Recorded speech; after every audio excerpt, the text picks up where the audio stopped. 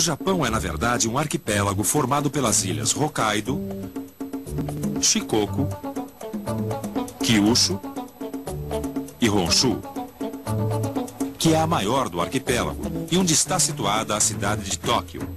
No todo, o Japão possui cerca de 370 mil quilômetros quadrados e uma população estimada em torno de 125 milhões de habitantes. O Japão já vinha expandindo suas fronteiras na área do Pacífico desde o início do século, quando derrotou o Império Russo e ocupou a Manchúria do Sul e a Península da Coreia.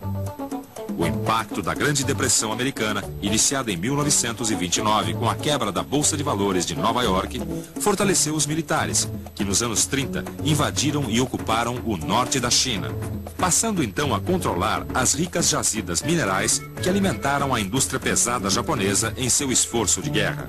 Com o poder industrial consolidado desde a segunda metade do século passado e com uma sociedade fortemente militarizada, o Japão desafiou a influência da Inglaterra e dos Estados Unidos com uma audácia que se revelou no ataque a Pearl Harbor, em 1941, confrontando a maior potência industrial do planeta, os Estados Unidos da América. A resposta foi devastadora, e o Japão, que tinha se alinhado à Alemanha, foi derrotado pelas forças aliadas em 1945. O final da guerra foi traumatizante para os japoneses, com o lançamento das bombas atômicas em Hiroshima e Nagasaki. As tropas norte-americanas que ocuparam a região depois da guerra ainda promoveram uma profunda reforma agrária nos territórios ocupados, seja no Japão, seja na Coreia do Sul. E essa reforma agrária acabou com a base de poder das oligarquias militares destes países, democratizando o acesso à terra. Que coisa, hein? Caiu uma bomba atômica sobre eles e mesmo assim eles conseguiram se reerguer e se tornar uma grande potência mundial. Pois é, os americanos acabaram com o poderio que os japoneses pensavam que tinham antes da guerra e além de vencê-los, ainda fizeram uma reforma agrária democratizando a terra. E o mais engraçado é que foi os Estados Unidos que ajudou o Japão a se reerguer logo depois da guerra. Perderam os Estados Unidos? É, você não sabia? Não. É o seguinte. Em 1949, aconteceu a Revolução Chinesa e a China tornou-se comunista, passando a ser, a partir de então, a República Popular da China. Os Estados Unidos começaram a se preocupar com a proximidade da República Popular da China e da União Soviética, que disputavam o controle sobre o Extremo Oriente durante a época da Guerra Fria. Assim, os Estados Unidos resolveram promover a recuperação econômica do Japão através de uma ajuda financeira direta, com empréstimos em condições extremamente favoráveis aos empresários japoneses. E além disso, a reforma agrária que eles haviam feito tinha facilitado muito a produção de alimentos e também a ampliação dos mercados internos dos países já ocupados, como o Japão e a Coreia do Sul. Mas será que essa ajuda dos Estados Unidos explica toda essa recuperação econômica do Japão?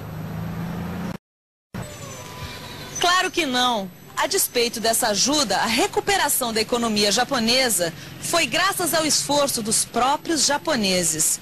Com uma agricultura de alta produtividade baseada no arroz e com uma das maiores frotas pesqueiras do mundo, a economia japonesa consegue abastecer de alimentos sua numerosa população.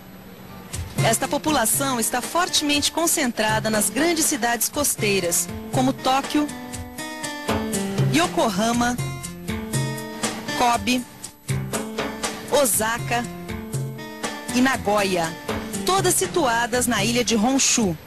Essas cidades litorâneas também concentram grande parte da indústria japonesa, que depende diretamente da importação de matérias-primas e energéticos e da exportação de seus produtos para o mercado mundial. Foram os japoneses também que estimularam as principais mudanças no sistema internacional de transportes de mercadorias pelo mar, com os superpetroleiros e os containers. Os containers melhoraram muito o transporte de carga, pois são grandes caixas de aço padronizadas, o que facilita muito tanto o manuseio como a armazenagem. Portanto, se no começo do século a força do Japão estava ligada ao poderio do seu exército, hoje em dia sua grande influência no mundo está ligada às suas grandes empresas e à maneira japonesa de produzir mercadorias. É verdade, dá só uma olhada nessa pesquisa aqui. Se você considerar as 10 maiores empresas do mundo inteiro, 6 delas são japonesas. E elas faturam mais a cada ano que o produto interno bruto do Brasil e do México juntos. como explicar o sucesso dessas empresas? Bom, não há dúvida de que a organização social e cultural do Japão contribuiu muito para o sistema produtivo que eles implantaram, com uma mão de obra extremamente disciplinada e treinada. A empresa japonesa chegou a um máximo de produtividade, racionalizando todo o sistema da fabricação e distribuição, que responde de modo rápido e eficiente à demanda da clientela. Além disso, o Estado tem um papel muito importante, atuando através dos Ministérios do Comércio Internacional e da Indústria, diretamente com as grandes empresas e a sua Federação Nacional, o Keidanren, de modo a possuir uma política coordenada que defenda os interesses da economia do Japão em qualquer parte do planeta.